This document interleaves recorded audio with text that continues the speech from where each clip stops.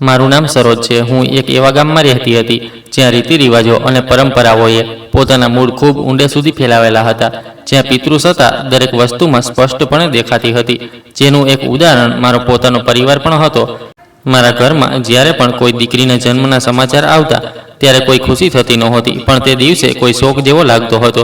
દીકરીઓ પણ દરેક પ્રકારના નિયંત્રણો મૂકવામાં આવતા હતા અને ત્યાં જ દીકરાઓ ખુલ્લેઆમ આઝાદીથી પોતાનું જીવન જીવતા હતા। જે પણ રીતિ રિવાજો હતા તે બધાને બોજ ફક્ત દીકરીઓ જ પોતાના ખભા પર ઉઠાવતી હતી। મારા પરિવારમાં પૈસાની કોઈ કમી નહોતી, પણ આ સુખ સુવિધાઓમાં દીકરીઓનો કોઈ હિસ્સો નહોતો, ફક્ત દીકરાઓનો જ અધિકાર માનવામાં આવતો હતો। અને એ જ કારણ હતું કે શિક્ષણનો અધિકાર પણ ફક્ત અમારા ત્યાં દીકરાઓને જ હતો, દીકરીઓને નહીં। પરંતુ તેમ છતાં નવી પેઢીની વિચારસરણીમાં થોડો ઘણો ફેરફાર હતો, જેના કારણે મારી મોટી બહેનો, ભલે તે મારી સગી હોય કે મારા કાકાની દીકરીઓ, તેમને થોડું ઘણું ભણવા માટે નજીકની જ એક શાળામાં જવાની પરવાનગી આપી દેવાઈ હતી। પરંતુ તે શાળા જેટલા ધોરણ સુધી હતી બસ તેટલો જ અભ્યાસ કરવાની પરવાનગી હતી, તેનાથી આગળ નહીં। અને આ મારા દાદાજીનો સખત આદેશ હતો। મારા દાદાજી ઘરમાં પોતાના ડર માટે જાણીતા હતા। તે જેવો ઘરમાં પગ મૂકતા અને ધમકાવવાનું શરૂ કરતા તો ઘરની બધી સ્ત્રીઓ અને છોકરીઓ આજુબાજુનો ખૂણો પકડીને છુપાઈ જતી હતી। તેમના નિર્ણયને જ છેલ્લો નિર્ણય માનવામાં આવતો હતો અને તેમના નિર્ણયની વિરુદ્ધ બોલવાની કોઈની પણ હિંમત નહોતી। ઘરના પુરુષો જ્યારે પણ ઘરમાં હોય તો એવું લાગતું કે જાણે આખા ઘરમાં કરફ્યુ લાગી ગયો હોય। કોઈ પણ છોકરીને ન તો ઊંચા અવાજમાં બોલવાની પરવાનગી હતી અને ન તો હસવાની, અહીંયા સુધી કે અમે કેવી રીતે ઉઠીશું, બેસીશું, અમારે ક્યારે ઘરની બહાર પગ મૂકવો, અમારે શું પહેરવું, આ બધી વસ્તુઓ ઘરના પુરુષો જ નક્કી કરતા હતા। હું બાળપણથી જ આ ગુંગળામણ ભરેલા માહોલમાં શ્વાસ લેતી હતી અને ધીમે ધીમે આ માહોલમાં જીવન જીવતા પણ શીખી ગઈ હતી। સમયની સાથે મને આ વાતનો અહેસાસ થઈ ગયો હતો કે અહીંયા છોકરીઓના કોઈ પણ ભાવનાની કોઈ કદર નથી, ફક્ત અહીંયા પુરુષોના હુકમનું જ પાલન કરવામાં આવે છે। કારણ કે ઘરના પુરુષોનું માનવું હતું કે છોકરીઓ જો વધારે ભણી ગણી ગઈ તો તે પોતાની મનમાની કરશે, જિદ્દી બની જશે અને પોતાની જરૂરિયાતની ઈચ્છાઓ અમારી સામે રાખશે। અને ઘણી વખત તો એવી છોકરીઓ જે વધારે ભણેલી હોય છે તે રખડીને પરિવારની ઇજ્જત પર પણ દાગ લગાવી દે છે। એટલે જ્યારે ક્યારેક પણ મારા દાદાજીની સામે કોઈ ભણેલી ગણેલી છોકરીનો ઉલ્લેખ થઈ જતો તો તેમના શબ્દોમાં નફરત ઉતરી આવતી હતી, કારણ કે તેમની નજરમાં તો એક સ્ત્રીનું અસ્તિત્વ ફક્ત ઘરની ચાર દિવાલની અંદર કેદ રહેવા અને પુરુષોના હિસાબે ચાલવાને જ માનવામાં આવતું હતું। મને મારા દાદાજી આ કારણથી બિલકુલ પણ પસંદ નહોતા, પણ શું કરું, તે ઘરના વડીલ હતા અને મારા પિતાજી પોતે જ તેમનાથી ખૂબ ડરતા હતા। તો પછી ભલા મારી તેમની સામે શું વિસાત। ઘરની ઘણી છોકરીઓએ તેમના દરેક નિર્ણયની આગળ માથું ઝુકાવી દીધું હતું, પણ હું આગળ હજી ભણવા માંગતી હતી અને એટલે મેં મારી ઈચ્છા મારા પપ્પાને જણાવી, કારણ કે મારા પપ્પા દાદાજી જેવા નહોતા। હા, તેમના પર તેમની વિચારસરણીની અસર જરૂર હતી, પણ એટલી નહીં જેટલા દાદાજી રૂઢિવાદી હતા। પિતાજી દીકરીઓ આગળ ભણવા માંગે છે, હું પણ ઈચ્છું છું કે તે ઓછામાં ઓછું 12મા સુધીનો અભ્યાસ તો કરી લે। હવે જમાનો ઘણો બદલાઈ રહ્યો છે, દીકરીઓને અભ્યાસ પણ ખૂબ જરૂરી થઈ ગયો છે। મારા પપ્પાએ એક વખત હિંમત કરીને ખૂબ જ ધીમા અને ડરેલા અવાજમાં દાદાજી સાથે અમારા અભ્યાસ વિશે વાત કરવાની કોશિશ કરી। તારું મગજ ખરાબ થઈ ગયું છે શું રામવીર? શું તને મારા નિયમો વિશે ખબર નથી કે આ ઘરની કોઈ પણ છોકરી કોલેજની દહેલીજ ક્યારેય પાર નહીં કરે? આજ મારો છેલ્લો નિર્ણય છે અને ખબરદાર, જો આજ પછી કોઈએ પણ આ કિસ્સો મારી સામે છેડવાની હિંમત કરી તો મારાથી ખરાબ કોઈ નહીં હોય। મારા જીવતે જીવ મારી ઇજ્જત પર કોઈ પણ દાગ લગાવી શકે નહીં। દાદાજીએ ગુસ્સાથી ગર્જના કરતા પપ્પાને ચૂપ કરાવી દીધા। હું દરવાજાની પાછળથી આ બધું સાંભળી રહી હતી અને મારા અંદર બળવાની જગ્યાએ એક એવી લહેર ઉઠી જેણે મને અહેસાસ કરાવ્યો કે પોતાની વાત મનાવવા માટે ક્યારે પણ સીધી આંગળીથી ઘી નીકળી શકે નહીં। એટલે મેં વિચારી લીધું હતું કે હું હવે ભાવનાઓથી નહીં પણ દિમાગથી મારા રસ્તાઓ તૈયાર કરીશ। પણ સમય હંમેશા એક સરખો રહી શકતો નથી। હું જ્યારે શાળામાં જ ભણી રહી હતી ત્યારે એક દિવસ હૃદય રોગના હુમલાને કારણે મારા દાદાજીનું અવસાન થઈ ગયું અને તેમના ગયા પછી આખા ઘરની બાગદોડ મારા પપ્પાના હાથમાં આવી ગઈ। દાદાજીના મૃત્યુ પર મેં કોઈ પણ દેખાડાનું દુઃખ નહોતું બતાવ્યું, કારણ કે સચ્ચાઈ એ હતી કે મારી આઝાદીના રસ્તાની સૌથી મોટી અડચણ હવે દૂર થઈ ચૂકી હતી। તેમના ગયા પછી જ મેં આગળનો અભ્યાસ કરવાનો નિર્ણય કરી લીધો અને આ માટે મેં મારા પપ્પા સાથે સતત વાત કરવાની શરૂઆત કરી। મેં તેમને ઇમોશનલ બ્લેકમેલ નહોતા કર્યા, પણ સ્પષ્ટ અંદાજમાં પોતાની વાત મૂકી। પપ્પા, મારે આગળ ભણવું છે અને હું ભણીશ। હું તમને વિશ્વાસ અપાવું છું કે મારી વજહથી તમારું નામ ક્યારેય ખરાબ નહીં થાય, પણ મારી એક અભણ બનીને આ ઘરમાં રહેવું નથી। મેં પપ્પાની આંખોમાં આત્મવિશ્વાસ સાથે જોતા કહ્યું, પણ સરોજ, તારા દાદાજી, તેમની આત્મા આ બધું જોઈને ખૂબ દુઃખી થશે. તું જાણે છે ને કે અમારા પરિવારમાં છોકરીઓ ક્યારેય પણ કોલેજની 4 દિવાલની અંદર નથી પહોંચી. અને પછી આસપાસના લોકો શું કહેશે? એ લોકો તો મારું જીવવું મુશ્કેલ કરી દેશે. પપ્પાએ પરેશાનીથી પોતાના માથાનો પરસેવો લૂંછતા પોતાની એ જ પરંપરાની મજબૂરીનું રોદણા પડ્યું. પપ્પા, ગામવાળા અમને ખાવા માટે રોટલી નથી આપતા. તમે મારી જવાબદારી લો, કારણ કે તમે મારા પિતા છો અને હું મારા આપેલા વચનને પૂરી રીતે નિભાવીશ. હું દરરોજ તમારી સાથે જઈશ અને તમારી સાથે જ પાછી આવીશ. બસ તમે મને ગ્રેજ્યુએશન પૂરું કરી લેવા દો. મેં મારા આત્મવિશ્વાસથી ગામવાળાઓનો ડર જે મારા પપ્પાના માથે મંડરાઈ રહ્યો હતો તેને પૂરી રીતે સાફ કરી દીધો. પપ્પા આખરે મારી વાત સમજ્યા અને તેમણે મારા આગળ ઘૂંટણ ટેકવી દીધા. તેમણે મને આગળ ભણવાની પરવાનગી આપી દીધી, પણ એક ખૂબ જ અઘરી શરત સાથે કે મારે દરરોજ પપ્પાની સાથે જ કોલેજ જવું પડશે અને તેમની સાથે જ છૂટી પછી પાછા પણ આવવું પડશે. એક પણ દિવસ એવો નહીં હોય જ્યારે હું તેમના વગર આવીશ કે જઈશ. હું જ્યારે પણ કોલેજ જતી તો નજર જમીન પર રહેતી અને એક રોબોટની જેમ સીધી તેમની પાછળ પાછળ ચાલતા જ આવતી જતી. રસ્તામાં મને અહીંયા ત્યાં જોવાની પરવાનગી નહોતી. હું જેલ જેવી આ શરતને મારા અભ્યાસની કિંમત સમજીને ચૂકવી રહી હતી. મારો હેતુ હતો કે મારા હાથમાં ડિગ્રી હોય જેથી મારા પર અભણ હોવાનો દાગ ન લાગી શકે. ખૂબ મુશ્કેલીથી અને આટલા બધા નિયમોની વચ્ચે મારો અભ્યાસ પૂરો કર્યો. મારું ધ્યાન હંમેશા ફક્ત પુસ્તકો પર જ રહ્યું અને મેં ક્યારેય પણ નકામા કામોમાં મારો સમય બરબાદ નહોતો કર્યો. મારી મોટી બહેનના લગ્ન થઈ ચૂક્યા હતા. તેમના લગ્ન પણ અમારા જેવા પરિવારોમાં જ થયા હતા, જ્યાં છોકરીઓની મરજી પૂછી લેવી એ ખૂબ જ મોટું પાપ સમજવામાં આવતું હતું. જ્યારે ગ્રેજ્યુએશન પૂરું થયું તો મારા પપ્પાને મારા લગ્નની ચિંતા થવા લાગી અને તે મારા માટે પણ સંબંધ શોધવા લાગ્યા. આનું કારણ એ હતું કે મારાથી નાની એક બહેન બીજી હતી. તે આ વખતે શાળામાં ભણી રહી હતી. પપ્પા ઈચ્છતા હતા કે હું જલ્દીથી મારા ઘરની થઈ જાઉં જેથી તેમનો બોજો થોડો ઓછો થઈ જાય. મારા માટે તો આ બધું પણ સાધારણ વાત હતી. હું જાણતી હતી કે આ સમાજમાં છોકરીઓ માટે 18 વર્ષના થયા પછીનો જે આગળનો પડાવ છે તે લગ્ન જ છે. પછી મારા માટે ખૂબ સારો સંબંધ મળી ગયો. મારા સાસરિયા પક્ષના લોકો ખૂબ જ અમીર પરિવારના હતા. મારા સાસરીના પરિવારમાં સાસુ, સસરા અને મારા પતિ અને એક નણંદ હતી. મારા સસરાજી ઘણા લાંબા સમયથી વિદેશમાં કામ કરી રહ્યા હતા અને લગ્નના થોડા સમય પછી જ તે મારા પતિને પણ પોતાની સાથે વિદેશ એ કામ સંભાળવા માટે લઈ ગયા. મેં મારા પતિના જવાના સમયે કોઈ પણ ઇમોશનલ ડ્રામા નહોતો કર્યો, પણ મને એવું લાગ્યું કે આર્થિક રૂપથી મજબૂત થવા માટે આ ખૂબ જરૂરી પગલું છે. હું મારા સાસરિયામાં આવીને ખુશ હતી. મને લાગી રહ્યું હતું કે કદાચ અહીંયા મારું જીવન શાંતિમાં વીતશે અને મને તે ઇજ્જત મળશે જે મને ક્યારેય મારા ઘરે મળી શકી નહોતી. પણ મારી આ વિચારસરણી જલ્દી જ ખોટી સાબિત થઈ ગઈ હતી. મારી સાસુ ખૂબ ઘમંડી અને પોતાના બનાવેલા દાયરા અને નિયમોમાં બંધાયેલી સ્ત્રી હતી. તે પોતાની ખુદની દીકરી પર તો કોઈ પણ પ્રકારનો પ્રતિબંધ નહોતી લગાવતી, જ્યારે કે મને ઘરની દહેલીજ પાર કરવાની પણ પરવાનગી નહોતી આપતી. મારા જીવનનો દાયરો ફક્ત રસોડું અને ઘરના કામો સુધી સીમિત કરી દેવાયો હતો, પણ મારી સાથે આ જ ખરાબ વ્યવહાર કરવામાં આવતો હતો. આની સૌથી મોટી અને શરમજનક વજહ હતી મારા પિયરનો એ કાળો ડાઘ. ખરેખર મારા લગ્નના થોડા મહિના પછી મારી નાની બહેન જે શાળામાં ભણતી હતી તે કોઈ છોકરાની સાથે ભાગી ગઈ હતી. આ અકસ્માતે અમારા પરિવારના નામ અને ઇજ્જતને માટીમાં મિલાવી દીધા હતા અને ચારે બાજુ અમારા નામની વાતો થવા લાગી હતી. આનું મહેણું મને દરરોજ મારી સાસુ પાસેથી સાંભળવા મળતું હતું કે તારા પરિવારનું લોહી જ ગંદુ છે. જો તારી બહેને કેવું કામ કર્યું છે, બધી બાજુ નાક કપાવી દીધી છે, તારા બાપના માથે કલંક લગાવી દીધું. સાસુએ એક સવારે મોટા જ ઝેરીલા અંદાજમાં મને મહેણું માર્યું. તેમની આંખોમાં મારા માટે નફરત સ્પષ્ટ દેખાતી હતી. મેં તેમને કહ્યું, માજી, એક વાત બતાવો. જો મારી બહેને આવું કર્યું છે તો એમાં મારી શું ભૂલ છે? જેણે જે કર્યું છે તેને તેની સજા પોતે મળશે ને. હું તો તમારા ઘરમાં પૂરી ઈમાનદારીથી રહી છું. મારા કર્મોનો જવાબ હું પોતે આપીશ ને કે મારી બહેન? મેં વિના કોઈ ડરના તેમની આંખોમાં જોતા કડક અંદાજમાં જવાબ આપ્યો. મેં ક્યારેય પણ રોવું ધોવું કે વિના વાત માફી માંગવાનું નહોતું શીખ્યું. કેમ, તારી ભૂલ કેમ નથી? તું પણ તો તેની બહેન છો.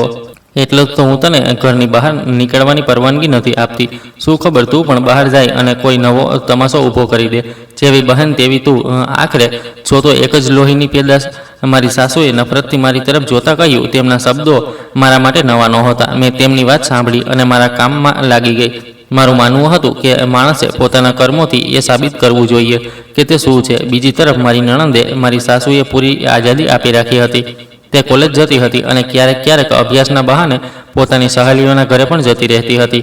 તેના કપડાં પહેરવાનો તરીકો, તેના હાવભાવ બધું એવું હતું જેના વિશે હું વિચારી પણ નહોતી શકતી. તેના પર મારી સાસુ આંખ બંધ કરીને વિશ્વાસ કરતી હતી. તેમને લાગતું હતું કે તેમની દીકરી આવી ભૂલ ક્યારેય કરી શકે નહીં.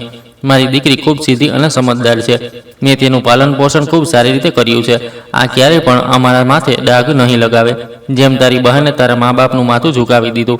મારી સાસુ મહોલ્લાની સ્ત્રીઓની સામે ખૂબ ગર્વથી પોતાની દીકરીના વખાણ કરતી અને તે જ બહાને મને ત્રાસી નજરોથી જોઈને નીચું દેખાડતી. તેમનો હેતુ ફક્ત મને નાની સાબિત કરવાનો હતો. એક દિવસ મહોલ્લાની એક વૃદ્ધ સ્ત્રીએ મારી સાસુને સમજાવવાની કોશિશ કરી કે જમાનો ખૂબ ખરાબ છે, યુવાન દીકરીઓને આટલી ખુલ્લી છૂટ ન આપવી જોઈએ. આજકાલની હવા પણ એવી છે કે પગલું ક્યારે લપસી જાય ખબર જ પડતી નથી, એટલે સાવધાની જરૂરી છે. પણ મારી સાસુએ તરત જ તેની વાત કાપી નાખી અને ઘમંડથી બોલી, તમે મારી દીકરીની ચિંતા ન કરો. મારી દીકરી ખૂબ સમજદાર છે. તે હંમેશા મારી ઇજ્જતનું ધ્યાન રાખે છે. મને તેના પર મારાથી પણ વધારે વિશ્વાસ છે. તમે તમારા ઘરની ચિંતા કરો.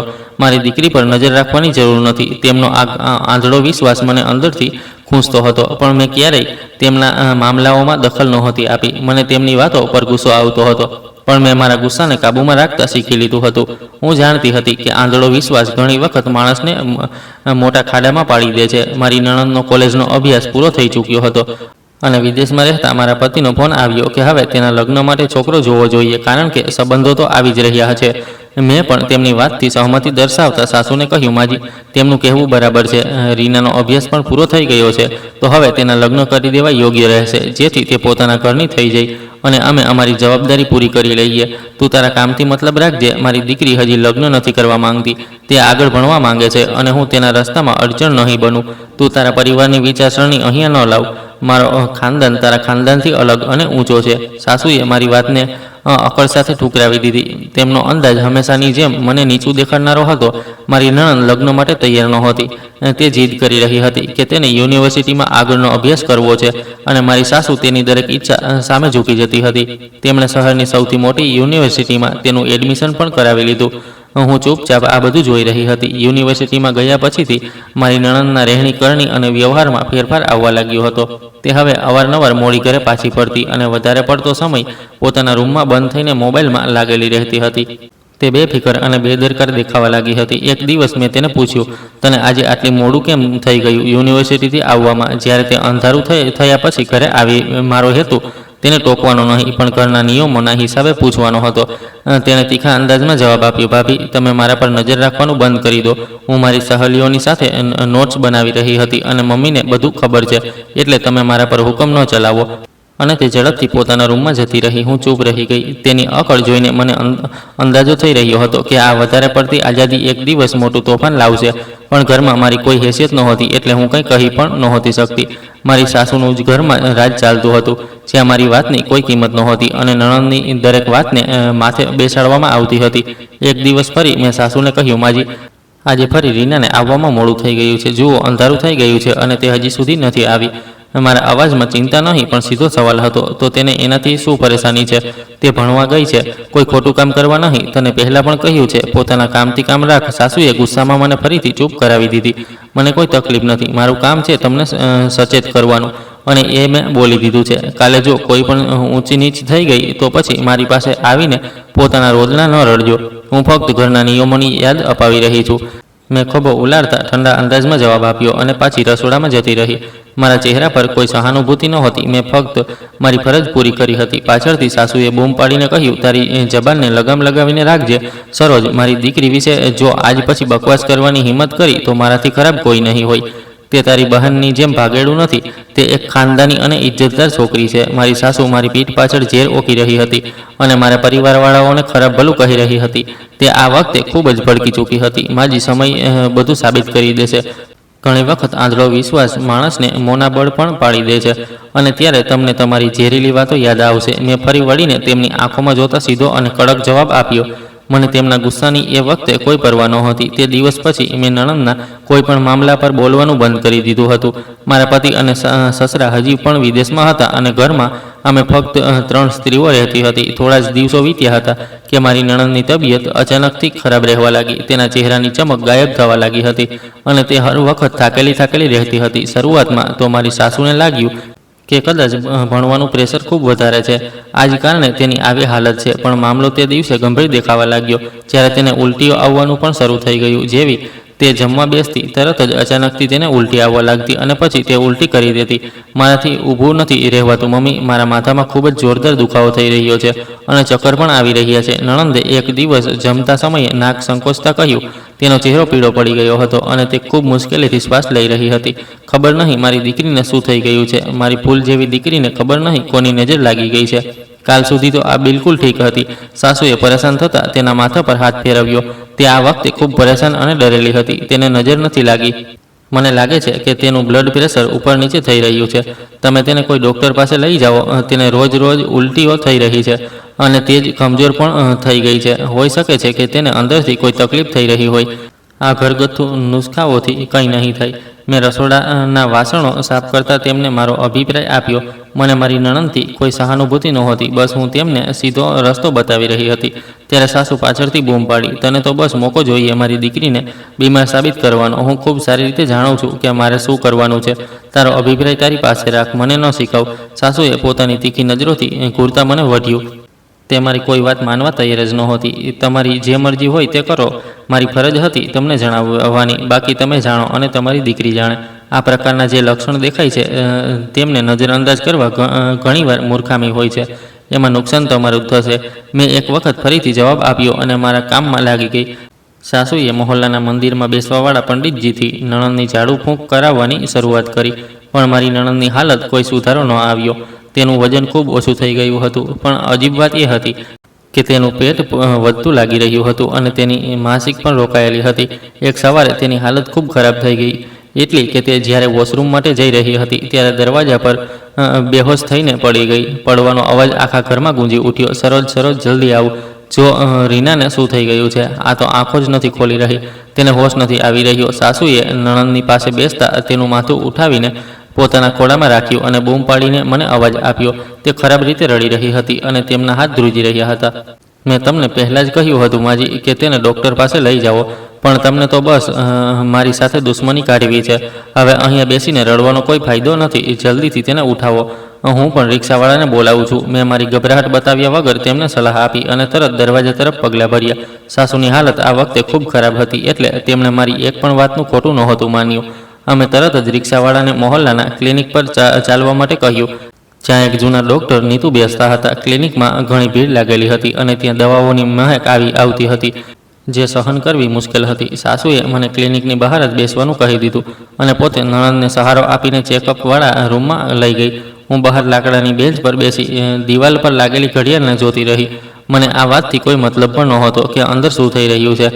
મારું કામ ફક્ત એટલું હતું કે હું તેમની સાથે આવી ગઈ હતી.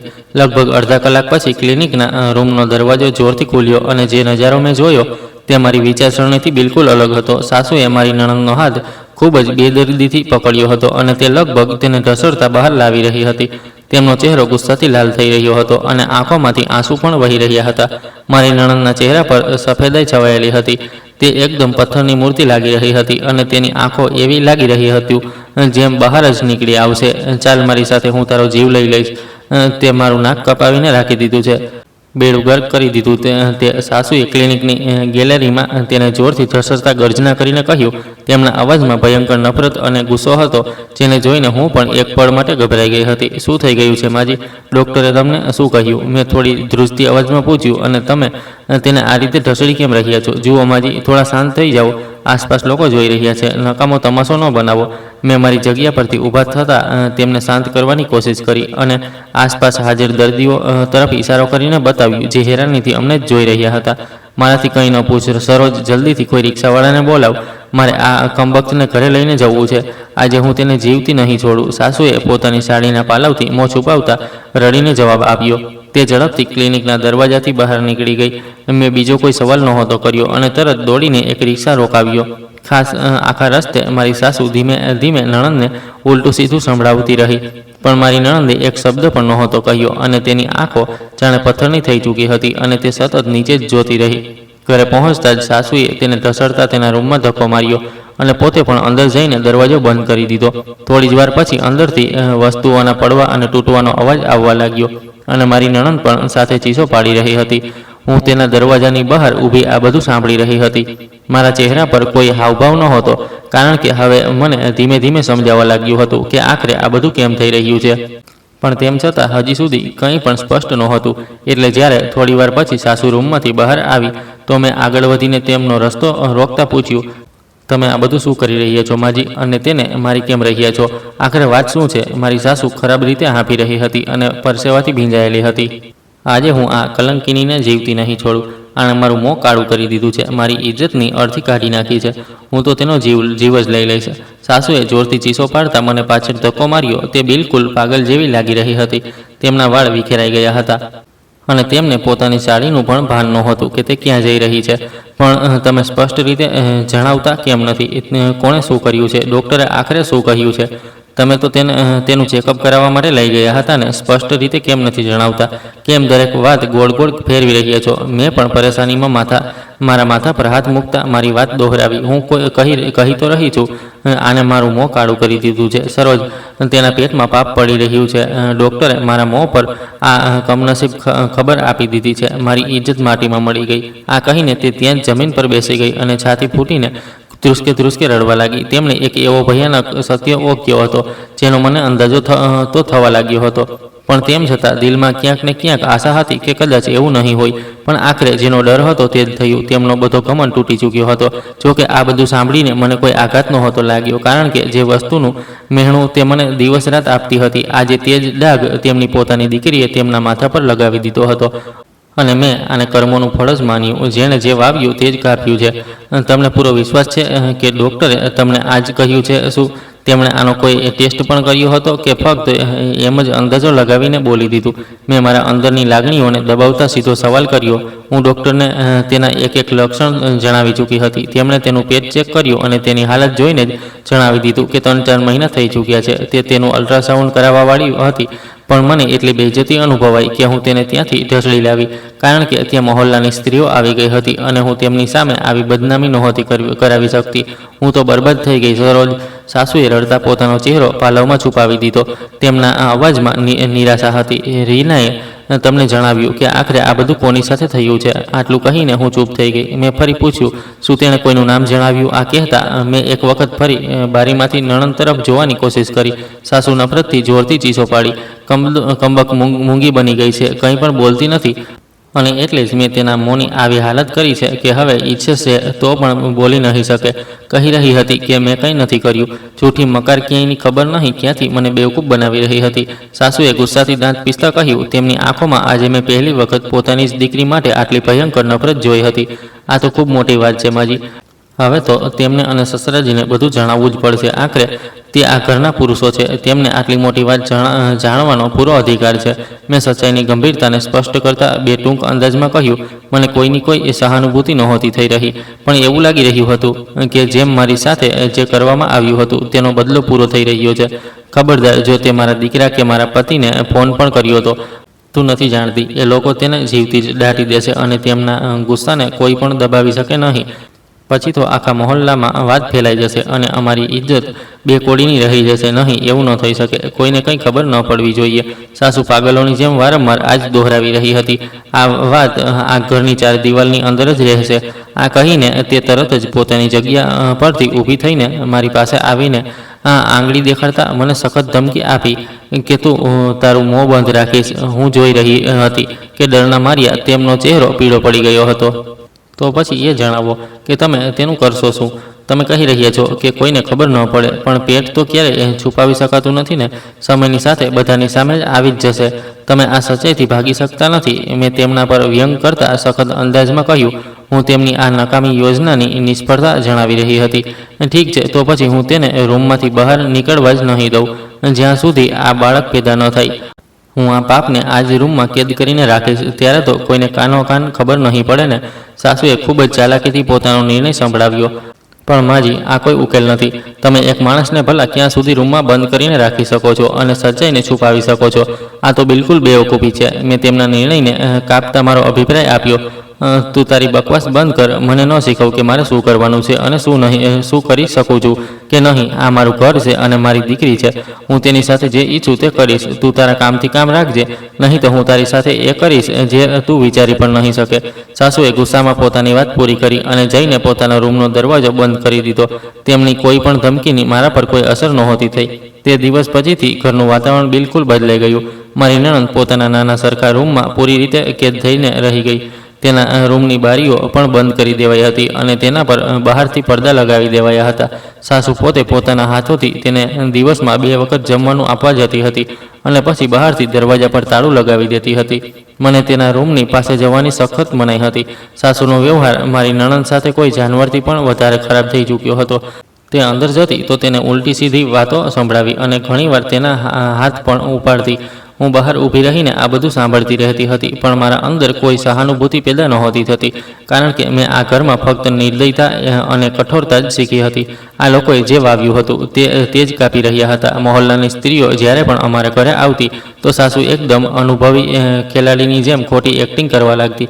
તે પોતાના ચહેરા પર પરેશાનીની રેખાઓ પણ નહોતી દેખાવી દેતી, પણ ખૂબ હસી મજાક કરતી. બહેનજી, તમારી દીકરી તો બિલકુલ દેખાતી જ નથી. યુનિવર્સિટી જતી પણ નથી દેખાતી. ઘણા દિવસો થઈ ગયા તેને જોયાને. મહોલ્લાની એક સ્ત્રીએ એક દિવસ અમારા ઘરે આવીને ઉત્સુકતાથી પૂછ્યું. તેની આંખોમાં શંકા દેખાઈ રહી હતી. અરે, તે તો મેં તેને મારી બહેનના ઘરે મોકલી દીધી છે. તેનો અભ્યાસ તો પૂરો થઈ ગયો હતો ને. હવે ત્યાં તે મેકઅપ અને સિલાઈના ક્લાસમાં જઈ રહી છે શીખવા માટે. તેને ખૂબ શોખ છે સિલાઈનો, મેકઅપનો. અને પછી દીકરીઓને દરેક પ્રકારનો હુનર આવવો જોઈએ. ખાલી બેસવાથી તો મગજ નકામી વસ્તુમાં લાગે છે. સાસુએ વિના કોઈ ખચકારના ખૂબ જ ચાલાક રીતે ખોટો અંદાજ બનાવતા જવાબ આપ્યો. તેની એક્ટિંગ જોઈને હું પણ દંગ રહી ગઈ હતી. એમ તો સારું જ કર્યું તમે. આજકાલના હાલ પણ ઠીક નથી. છોકરીઓએ ઘરના દરેક પ્રકારના કામ શીખવા જોઈએ, તે સ્ત્રીએ નિશ્ચિત થઈને જવાબ આપ્યો. હું રસોડામાં ઊભી રહીને આ બધું સાંભળી રહી હતી અને મને સાસુની દરેક વાત પર હેરાની થતી હતી. જે સ્ત્રી થોડા દિવસ પહેલાં સુધી પોતાની દીકરીની પવિત્રતાના કસમ ખાતી હતી, આજે તે જ તેના પાપ પર પડદો નાખવા માટે જૂઠનો અંબાર ઊભો કરી રહી હતી. દિવસ ધીમે ધીમે વીત્યા અને મહિનાઓમાં બદલાઈ ગયા. નણંદની હાલત ખરાબ થતી જઈ રહી હતી. તેની ચીસો પોકારો હવે દબાયેલા ડુસકામાં દબાઈ ચૂકી હતી. સાસુએ પ્લાન બનાવી રાખ્યો હતો કે બાળકના પેદા થવાના સમયે તે કોઈ દાયણને ઢગલો પૈસા આપીને આ મામલાને દબાવી દેશે અને પછી તે માણસનું સરનામું નણંદ પાસેથી કઢાવીને તેનાથી તેના લગ્ન કરાવી દેશે, જેના કારણે આજે નણંદની આ હાલત છે. પણ સમય વીતવાની સાથે નણંદની જે હાલત હતી તે મને કંઈક અજીબ લાગી રહી હતી, કારણ કે આવું તો મેં પહેલાં કોઈ પણ સ્ત્રીને નહોતી જોઈ. ઘણી વખત મને લાગતું કે આટલી તકલીફ આખરે તે કેવી રીતે સહન કરે છે, પણ મેં ક્યારેય પણ સાસુના મામલાઓમાં દખલ નહોતી આપી. હું ફક્ત મારા કામને પતાવતી અને સાસુના ગંદા ખેલથી પોતાને દૂર જ રાખતી હતી. મને સારી રીતે ખબર હતી કે જે દિવસે આ તોફાન આ રૂમમાંથી બહાર નીકળશે, આ ઘરની પાયો હલી જશે અને હું આ બરબાદીને ફક્ત ખામોશીથી જોનારી તમાશબીન બનીશ. અને પછી આખરે 9મો મહિનો લાગ્યો. મારી સાસુ એક દિવસ ગણી રહી હતી, પણ કંઈ પણ નહોતું થઈ રહ્યું. આ પછી 10મો મહિનો પણ પસાર થઈ રહ્યો હતો અને હજી સુધી કંઈ નહોતું થયું. મને હવે થોડી ચિંતા થવા લાગી હતી, પણ મારી સાસુને પોતાની દીકરીની ચિંતા થવાની જગ્યાએ આ વાતની ચિંતા હતી કે આ પાપથી તેમનો પીછો નથી છૂટી રહ્યો. એક સાંજે મારા પતિનો ફોન આવ્યો અને તેમણે જણાવ્યું કે તે અને સસરાજી બંને પાછા આવી રહ્યા છે. તેમની ફ્લાઇટ આવતીકાલે સવારની છે અને તે કાલે ઘરે પહોંચી જશે. આ ખબરે અમારા ઘરના માહોલમાં વધુ ટેન્શન પેદા કરી દીધું. મેં એ લોકોની પસંદનું બધું જમવાનું તૈયાર કર્યું. મમ્મી, બધું ઠીક તો છે ને ઘરમાં? આટલો સન્નાટો કેમ છે? અને ક્યાં છે તમારી એ લાડલી દીકરી? ક્યાંક દેખાતી નથી. મારા પતિએ બટાકાના પરોઠા ખાતા પોતાની બહેનને શોધતી નજરોથી જોતા પૂછ્યું. તેમની આંખોમાં અજીબ ગૂંચવણ દેખાઈ રહી હતી. અરે, તેને તો મેં તારી માસીના ઘરે મોકલી દીધી છે, બ્યુટિશિયનનો અને સિલાઈનો કામ શીખવા માટે. તમે લોકો ઘણા લાંબા પ્રવાસથી આવ્યા છો, થાકી ગયા હશો, જઈને આરામ કરી લો. સાસુએ નજર જોતા ગભરાહટમાં જૂઠું બોલી દીધું. તેમના માથા પર પરસેવો દેખાઈ રહ્યો હતો. આ તમે શું કહી રહ્યા છો? હું તો જ્યારે એરપોર્ટ પરથી નીકળ્યો હતો ત્યારે રસ્તામાં માસીના ઘરે થઈને આવ્યો છું. હું ત્યાંથી થોડો સામાન લાવ્યો હતો. વિચાર્યું માસીને પણ આપતો જાઉં એટલે ગયો હતો, પણ ત્યાં તો મને રીના નહોતી દેખાઈ. તમે મારાથી શું છુપાવી રહ્યા છો? સ્પષ્ટ રીતે જણાવો. મારા પતિએ ગુસ્સામાં સાસુને પૂછ્યું. તેમનો અવાજ ઊંચો થઈ ગયો હતો, જે રૂમની હવાને ખૂબ ભારે કરી રહ્યો હતો. સાસુ પાસે હવે કોઈ રસ્તો નહોતો બચ્યો. તેમનું જૂઠું અને કમળ વિખેરાઈ ગયું હતું અને તે જૂઠ બોલીને એટલા થાકી ચૂક્યા હતા કે હવે તેમનાથી સહન નહોતું થયું. એટલે તે ત્યાં જ બેસીને ત્રુસકે રડવા લાગી. હું રસોડાના દરવાજા પર ઊભી આ બધું કંઈ પણ બોલ્યા વગર જોઈ રહી હતી. અરે તે કમબખ્તે તો અમારું મોં કાળું કરી દીધું છે. મેં છેલ્લા ઘણા મહિનાઓથી તેને રૂમમાં બંધ કરી છે. મારી તો ઇજ્જત માટીમાં મળી ગઈ. સાસુએ રડતા પોતાની બેઇજ્જતીનું સત્ય ઓળખી દીધું હતું, જેને તે આટલા લાંબા સમયથી છુપાવી રહી હતી. આ સાંભળતા જ ત્યાં તોફાન ઊભું થઈ ગયું. મારા પતિનો ચહેરો ગુસ્સાથી લાલ થઈ ગયો અને તેમની નસો તણાઈ ગઈ. આ તમે શું બકવાસ કરી રહ્યા છો? હું તેને જીવતી નહીં છોડું. તેને અમારા પરિવારનું નાક કપાવી દીધું. મારા પતિ જોરથી ગર્જના કર્યા અને ઝડપથી તે બંધ રૂમ તરફ દોડ્યા જ્યાં મારી નણંદ બંધ હતી. તેમની આંખો ગુસ્સાથી લાલ થઈ રહી હતી. મારા સસરાજીએ પણ ગુસ્સામાં સ્ટોર રૂમ તરફ રૂખ કર્યું અને જ્યારે તે રૂમમાંથી બહાર નીકળ્યા તો તેમના હાથમાં એક ભારે લાકડી હતી અને તે તરત પોતાના દીકરાની પાછળ દોડ્યા. આ પહેલાં કે તે રૂમનું તાળું તોડે, મારી સાસુએ તરત દોડીને તે બંનેના પગ પકડી લીધા. તે એક ગુનેગારની જેમ જમીન પર પડી ગઈ હતી. ભગવાન માટે રોકાઈ જાઓ. જો તમે લોકોએ તેને મારી નાખી તો પછી પોલીસ આવી જશે અને હજી સુધી મોહલ્લામાં કોઈને પણ આ વિશે કંઈ ખબર નથી. પણ ત્યારે તમારો તમાશો બની જશે. અમારી બચેલી ઇજ્જત પણ બિલકુલ બરબાદ થઈ જશે. સાસુએ વિનંતી કરતાં તેમની આજીજી કરી. તેમની આ પ્રાર્થના પોતાની દીકરીના પ્રેમમાં નહોતી પણ સમાજની બદનામીના ડરથી હતી. તો જણાવો અમે શું કરીએ? તેને જે ડાઘ અમારા મોં પર લગાવ્યો છે, શું અમે એમ જ સમાજમાં ફરીશું? જણાવો મને આનો શું ઉકેલ છે? અમે આખરે કોનું મોં બંધ કરીશું? મારા પતિએ મુઠ્ઠીઓ વીંચતા ગુસ્સામાં ચીસો પાડીને પૂછ્યું, જુઓ દીકરા, જેમ તેમ કરીને તે બાળકને એક વખત પેદા થઈ જવા દો. આ પછી અમે તેના લગ્ન તે જ માણસથી કરાવી દઈશું જેના કારણે આજે અમે આટલી બેઇજ્જતી સહન કરી રહ્યા છીએ, જેનું આ નામ સીધું નથી જણાવી રહી. સાસુએ પોતાના આંસુ લૂછતા પોતાનો પૂરો પ્લાન જણાવ્યું. સારું, અને જો તેણે આ પછી પણ નામ ન જણાવ્યું તો અમે શું રાખી? આખી જિંદગી તેના પાપને અમારા માથે ઉઠાવીને ફરીશું. સસરાએ લાકડી જોરથી જમીન પર પછાડતા ગુસ્સામાં સવાલ કર્યો. જ્યારે અમે તેના બાળકને તેનાથી દૂર કરી દઈશું અને તેને તરફડવા માટે છોડી દઈશું ત્યારે તે પોતે જ જણાવશે, અને નહીં તો પછી તે હંમેશા આ રૂમમાં જ પડી રહેશે. હું પોતે તેના જીવનને નર્ક બનાવીને રાખી દઈશ. સાસુએ દાંત પીસતા એક ખૂબ જ જાલિમ અને ખતરનાક સ્ત્રીનું રૂપ લઈ લીધું હતું. મારી સાસુએ જેમ તેમ કરીને પોતાના પ્લાનથી મારા પતિ અને સસરાને ચૂપ કરાવી દીધા. એમ પણ મને તેમની આવી હરકતો પર કોઈ હેરાની નહોતી. આ ઘરના લોકોની વિચારસરણી ફક્ત પોતાના જૂઠ, ઘમંડ અને ઇજ્જતની આસપાસ જ ફરતી હતી. કોઈ માણસના જીવની કિંમત તેમની નજરમાં કોઈ પણ નહોતી. મેં તરત આગળ વધીને કહ્યું, તમારા લોકોનો નિર્ણય જે પણ હોય, પણ એક વાત યાદ રાખજો, મને આ બધા મામલાઓથી દૂર રાખજો. હું કોઈ પણ પોલીસ કેસ કે પછી તમારી પંચાયતમાં પડવા નથી માંગતી. મારું કામ ફક્ત ઘર સંભાળવાનું છે. મેં એકદમ સપાટ અંદાજમાં મારી વાત કહી. તું તો તારું મોં બંધ જ રાખજે સરોજ. જો આ વાત બહાર ગઈ તો હું તને પણ નહીં છોડું. તને પણ હું આ કલંકિનીની સાથે જ દફનાવી દઈશ, સમજી ગઈ? મારા પતિએ મારી તરફ ઘૂરતા મને ધમકી આપી.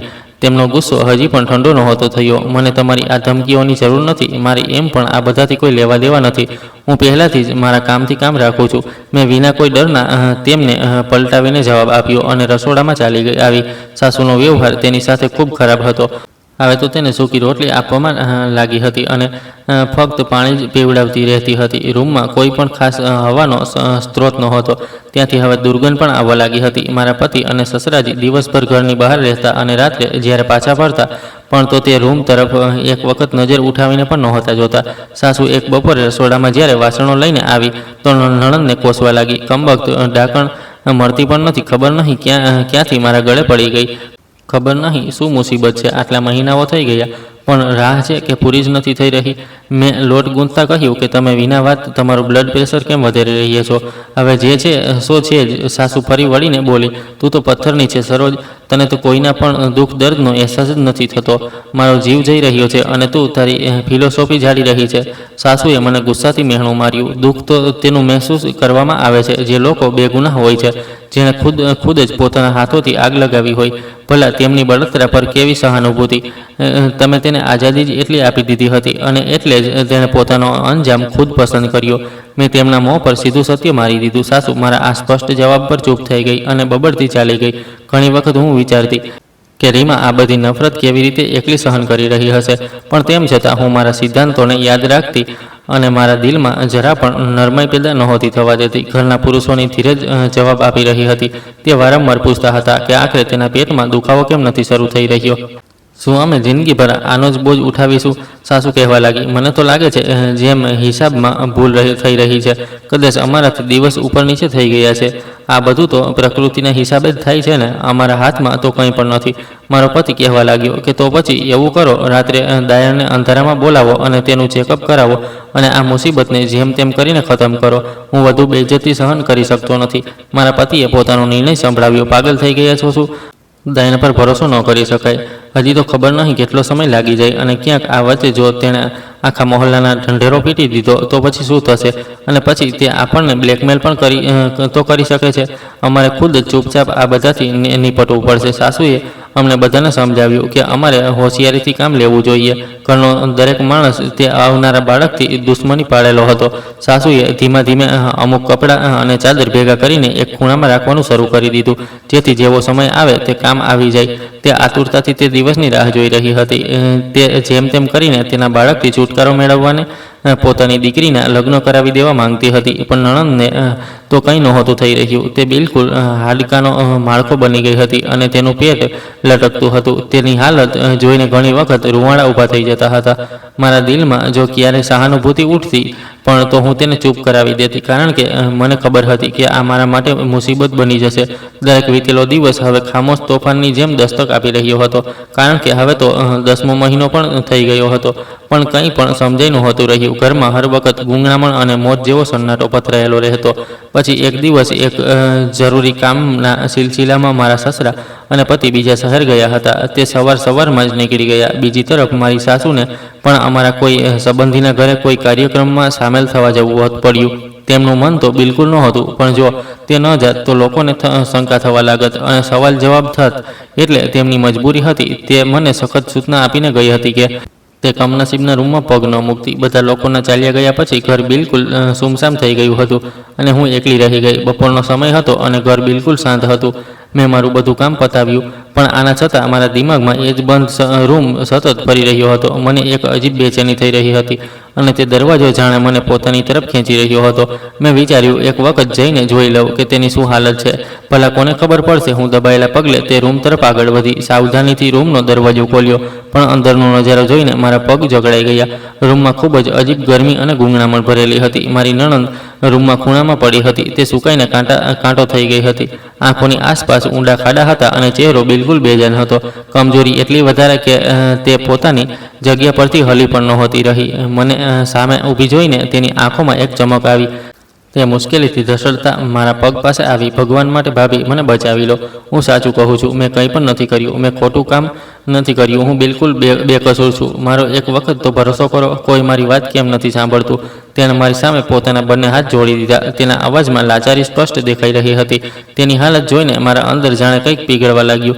10 મહિના ક્યારના વીતી ગયા હતા, પણ હજી સુધી કંઈ નહોતું થયું અને તેની હિંમત જવાબ આપી રહી હતી. મને હવે લાગવા લાગ્યું કે આમ તો તેના જીવનને પણ ખતરો છે. તે વખતે ખબર નહીં કેમ મને મારી નણંદ પર પહેલી વખત દયા આવવા લાગી. તું ફિકર ન કર રીમા, ઊભી થા, પોતાને સંભાળ. હું તને હમણાં હોસ્પિટલ લઈને ચાલું છું. ઘરમાં આ વખતે કોઈ પણ નથી જે આપણને રોકી શકે. તને કંઈ નહીં થાય. મેં તેને સહારો આપીને ઊભી કરી અને મજબૂત અંદાજમાં તેને દિલાસો આપ્યો. મેં મારા અંદર લોકો માટે જે નફરત હતી તેને એક તરફ રાખી અને તેનો જીવ બચાવવાનો નિર્ણય કર્યો. પણ સાથે જ મને ડર પણ લાગી રહ્યો હતો કે જો ઘરવાળાઓને આ વાતની ખબર પડી ગઈ તો તે મારી સાથે શું કરશે. તે છોકરીના દુશ્મન બનેલા છે અને મારા આ પગલાંથી તે મારા દુશ્મન બની જશે. પણ તે વખતે એક માણસનો જીવ બચાવવો મારા માટે સૌથી જરૂરી હતો.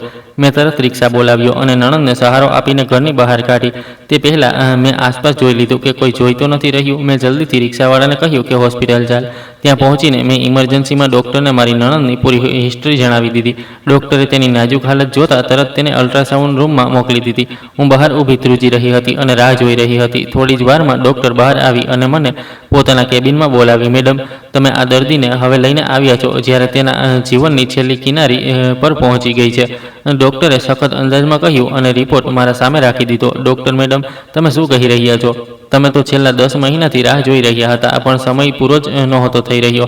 આવું મેં પહેલાં ક્યારેય નથી જોયું. મેં ગભરાઈને કહ્યું. ડૉક્ટર બોલી, તમે લોકો આંધળા છો કે પછી અજાણ? આખરે કઈ વાતની રાહ જોઈ રહ્યા હતા? તે છોકરી પ્રેગ્નેન્ટ નથી. તેનું પેટ જોવાથી એવું લાગી રહ્યું છે, પણ સચ્ચાઈ આના બિલકુલ વિપરીત છે. હું હેરાન રહી ગઈ. પછી મેં કહ્યું, તેની માસિક પણ તો નહોતી આવી રહી. ડૉક્ટરે કહ્યું, બસ આ જ જોઈને તમે લોકોએ વાર્તા બનાવી લીધી કે તેના પેટમાં મોટી મોટી ગાંઠો છે, જેના કારણે તેનું પેટ આટલું મોટું થઈ ગયું છે અને તેના ગર્ભાશયને ચારે બાજુથી ઘેરી લીધું છે. તે ખૂબ દર્દમાં છે. તેના શરીરમાં ઝેર ફેલાઈ રહ્યું છે. તમે લોકો તેને હવે લઈને આવ્યા છો જ્યારે તેની હાલત ખૂબ ખરાબ થઈ ચૂકી છે. હવે તેને બચાવવી પણ મુશ્કેલ છે. ડૉક્ટરની વાત સાંભળીને મારા પગ નીચેથી જમીન ખસી ગઈ. જે છોકરીને અમે ગુનેગાર સમજી રહ્યા હતા, તે એક ખતરનાક બીમારીથી લડી રહી હતી. મેં તરત મારા પતિને ફોન કર્યો અને બધું જણાવ્યું. તેમણે સસરાજીને જણાવ્યું. પછી મેં સાસુને પણ ખબર આપી. હવે મને કોઈ ડર નહોતો, કારણ કે સચ્ચાઈ મારી સાથે હતી. એ લોકો આ સાંભળીને આ આઘાતમાં આવી ગયા અને તરત હોસ્પિટલ પહોંચી ગયા.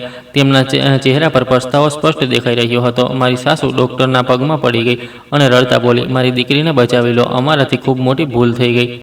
અમે ઈલાજ નહોતો કરાવ્યો. ડૉક્ટરે ગુસ્સામાં કહ્યું, હવે રડવાથી શું ફાયદો? ન સમય પર તપાસ કરાવી, ન ઈલાજ કરાવ્યો, અને આજે હાલત અહીંયા સુધી પહોંચી ગઈ છે. હું માનું છું, ડૉક્ટર, મારી ખૂબ મોટી ભૂલ છે. મેં ઉતાવળમાં જે મગજમાં આવ્યું બસ તે જ વિચારી લીધું અને લાપરવાહી કરી. પણ હું હાથ જોડું છું, તમે એક વખત મારી દીકરીને બચાવી લો. અમે આખી જિંદગી તમારો અહેસાન નહીં ભૂલીએ. સસરા પણ આગળ વધીને હાથ જોડવા લાગ્યા. તે હમણાં જ હોસ્પિટલની ફીસ ચૂકવીને આવ્યા હતા. ડૉક્ટરે બધી સિચ્યુએશન સારી રીતે સમજી અને પછી ઓપરેશનની કાર્યવાહી શરૂ કરી. ઘણા કલાકો સુધી ઓપરેશન ચાલ્યું રહ્યું. બહાર અમે બધા લોકો આતુરતાથી રાહ જોઈ રહ્યા હતા. ઓપરેશનમાં બધી મોટી મોટી ગાંઠો રીમાના પેટમાંથી કાઢી નાખવામાં આવી, જેનું વજન ખૂબ વધારે હતું. આ બીમારીએ તેને અંદરથી ખૂબ નુકસાન પહોંચાડ્યું હતું, જેના કારણે તેનું ગર્ભાશય પણ કાઢવું પડ્યું. તેનો જીવ બચાવવાનો બસ આ જ એક છેલ્લો રસ્તો હતો. ઓપરેશન પછી જ્યારે ડૉક્ટર ઓટીમાંથી બહાર આવી તો તેમણે ઊંડો શ્વાસ લીધો અને અમને બધું જણાવ્યું કે ઇન્ફેક્શન ખૂબ વધારે હતું, એટલે તેમને આ નિર્ણય લેવો પડ્યો. શું મારી બહેન ઠીક છે? તે જીવતી તો છે ને? ડૉક્ટર, મારા પતિએ આગળ વધીને ગભરાયેલા અંદાજમાં પોતાની બહેનના જીવન વિશે પૂછ્યું, જેને તે ક્યારનાય ભગવાનથી ભીખ માંગી રહ્યા હતા. ડૉક્ટરે કહ્યું કે હજી અમને થોડી વાર તેમના એબ્ઝોર્પ્શનમાં રાખવા પડશે. કમજોરી ખૂબ વધારે છે. ડૉક્ટરે ખતરો ટાળી જવાની વાત હજી પાકી તોર પર નહોતી કરી. અમે ફરીથી ભગવાનને પ્રાર્થના કરવા લાગ્યા. ઘણા દિવસો સુધી અમને હોસ્પિટલમાં રહેવું પડ્યું, પણ ખુશી આ વાતની હતી કે ભગવાને અમારી સાંભળી લીધી. મારી નણંદને એક નવી જિંદગી મળી ગઈ હતી, પણ તેના જીવનમાં જે કમી આવી ગઈ હતી તે ક્યારેય ભરાઈ શકતી નહોતી. મારા સાસુ સસરા અને પતિ બધા લોકો પોતાના કર્યા પર ખૂબ પસ્તાઈ રહ્યા હતા. તેમણે રીમાની માફી માંગી, પણ હવે તો જે થઈ ગયું હતું તે થઈ ગયું હતું. બસ હવે એટલું જ હતું કે તે હવે ક્યારેય મા બની શકતી નહોતી. તેણે આ વીતેલા મહિનાઓમાં ખબર નહીં કેટલું બધું સહન કર્યું હતું. પોતાનાઓની નફરત, તેમનો ખરાબ વ્યવહાર, તેને આટલા લાંબા સમય સુધી બંધ કરી રાખવામાં આવી. આ વસ્તુએ તેને અંદરથી તોડી નાખી હતી. તે ભલે અમને સામેથી જીવતી દેખાઈ રહી હતી, પણ અંદરથી મરી ચૂકી હતી. ઠીક થયા પછી અમે તેને પાછી ઘરે લઈ આવ્યા, પણ હવે તે બિલકુલ ચૂપ રહેતી હતી. તેને હવે કોઈના આવવા જવાથી કોઈ ફરક નહોતો પડતો. મારી સાસુ અને બાકી બધાએ તેની રોને ખૂબ માફી માંગી અને પોતાના કર્યા પર પસ્તાવો પણ કર્યો. સાસુ કહેવા લાગી, મારી દીકરી માફ કરી દે. હું બદનામીના ડરથી આંધળી થઈ ગઈ હતી, એટલે કંઈ સમજી નહોતી શકી, એટલે મને આટલી મોટી ગેરસમજ થઈ ગઈ. રીમા બોલી, મમ્મી, મેં બધાને માફ કરી દીધા છે. હું બેકસૂર હતી. આ ભગવાન જાણતો હતો. મને કોઈ નથી, કોઈ ફરિયાદ નથી. તેણે વિના કોઈ દુઃખે સ્પષ્ટ અંદાજમાં કહ્યું. તેણે બધાને ભલે માફ કરી દીધા, પણ તેનું પોતાનું જીવન તો બરબાદ થઈ ગયું. હવે અમે બધા એ જ ઈચ્છતા હતા કે કોઈ સારા અને સમજદાર માણસની સાથે તેના લગ્ન થઈ જાય, જેથી તે પોતાનું ઘર વસાવી શકે અને તેનો બોજ હળવો થઈ જાય. મારા સસરાએ એક દિવસ હિંમત કરીને તેના માથા પર હાથ મૂકતા કહ્યું, બેટા, અમે તારા માટે સારા સંબંધો જોઈ રહ્યા છીએ, જેથી તું તારી નવી જિંદગી શરૂ કરી શકે. અમે તારી દરેક રીતે મદદ કરીશું. આ કહેતા તેમણે નણંદ તરફ આશાભરી નજરોથી જોયું. મારે હવે ક્યાંય નથી જવું. હું હવે લગ્ન નથી કરવા માંગતી. તમે લોકો બસ મને આ ઘરમાં રહેવાની થોડી જગ્યા આપી દો, એ જ પૂરતું છે. નહીં તો સ્પષ્ટ રીતે જણાવી દો, હું ક્યાંક બીજે જતી રહીશ, પણ લગ્નના નામ પર મારું જીવન હવે વધુ બરબાદ ન કરો. તેને બે ટૂંક અંદાજમાં સ્પષ્ટ ના પાડી દીધી. તે કહેવા લાગી, હજી સુધી મેં જેટલી બેઇજ્જતી અને જુલમ આ ઘરમાં સહન કર્યા છે, શું તમે ઈચ્છો છો કે હવે હું બીજાના ઘરે જઈને પણ આ બધું સહન કરું, જેથી દરરોજ મને વાંજણી હોવાનું મહેણું મળે? હું હાથ જોડું છું તમારી આગળ. મારું જીવન એમ પણ તમે લોકોએ મળીને નરક બનાવી દીધું છે. હવે તો ઓછામાં ઓછું મને શાંતિથી જીવવા દો. તમારું જો બસ ચાલત તો મારો જીવ જ લઈ લેત. તે તો યોગ્ય સમયે ભાભી મને હોસ્પિટલ લઈ ગઈ, નહીં તો આજે હું અહીંયા જીવતી જ ન બેઠી હોત. ભાભી, હું તમારી પણ માફી માગું છું. મેં પણ માની જેમ હંમેશા તમને કડવી વાતો સંભળાવી હતી, તમારાથી નફરત કરતી હતી, પણ તમે મારા પર જે અહેસાન કર્યો તે હું ક્યારેય નહીં ભૂલી શકું. હવે મને સમજાય છે કે માણસને પોતાના કર્મોનું ફળ ભોગવવું જ પડે છે. મમ્મી તમને તમારી બહેનનું મહેણું હર વખત મારતી રહેતી હતી અને કદાચ તેનું જ પરિણામ આ છે કે મારે આ બધું ભોગવવું પડ્યું. સાચું કહ્યું છે કોઈએ, મા બાપના કર્મોનું ફળ ક્યારેક ક્યારેક બાળકોને પણ ભોગવવું પડે છે, અને મારી સાથે પણ તે જ થયું. આ પછીથી તે ઘરમાં કોઈએ પણ રીમાની સામે લગ્નનું નામ સીધા ન લીધું. બાકીના ઘરવાળા ગુનેગારોની જેમ તેની સામે રહેતા, પણ હવે તેને કંઈ પણ નહોતા કહેતા. ઘણી વખત માણસ પોતાની ખોટી ઇજ્જત, ઘમંડ અને સમજના ડરમાં એટલો આંધળો થઈ જાય છે કે વિના સત્ય જાણ્યા તે ફક્ત શંકાના આધારે સજા નક્કી કરી દે છે, જે સૌથી ખોટું છે, જેની કિંમત અવારનવાર કોઈ બેગુનાહ માણસને પોતાનું આખું જીવન દાવ પર લગાવીને ચૂકવવી પડે છે.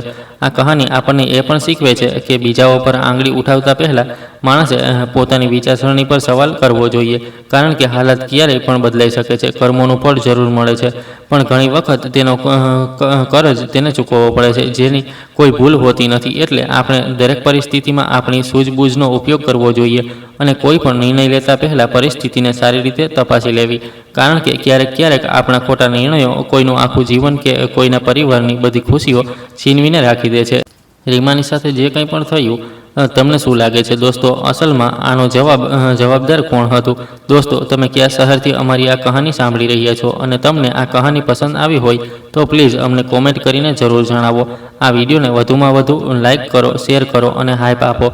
સાથે જ ચેનલને સબસ્ક્રાઈબ કરવાનું ન ભૂલશો. અને જો તમને મારી મહેનત પસંદ આવી હોય તો મને સુપર થેન્ક્સ આપીને તમારો પ્રેમ અને સપોર્ટ જરૂર દેખાડો, જેથી હું તમારા માટે આવી જ શાનદાર કહાનીઓ લાવતો રહું. આ કહાની પૂરી રીતે કાલ્પનિક છે અને ફક્ત મનોરંજન અને જાગૃતિના હેતુથી બનાવવામાં આવી છે. તેનો કોઈ પણ વ્યક્તિ, સ્થળ કે ઘટના સાથે કોઈ સીધો સંબંધ નથી. કહાનીમાં બતાવેલા વિચાર, પરંપરાઓ અને વ્યવહાર સમાજના અમુક પાસાઓને દર્શાવવા માટે છે, ન કે તેમને પ્રોત્સાહન આપવા માટે. અમે કોઈ પણ પ્રકારની હિંસા, ભેદભાવ કે ખોટા વ્યવહારનું સમર્થન કરતા નથી. દર્શકોને વિનંતી છે કે આ કહાનીને સંવેદનશીલતા અને સમજદારી સાથે જુએ. ધન્યવાદ.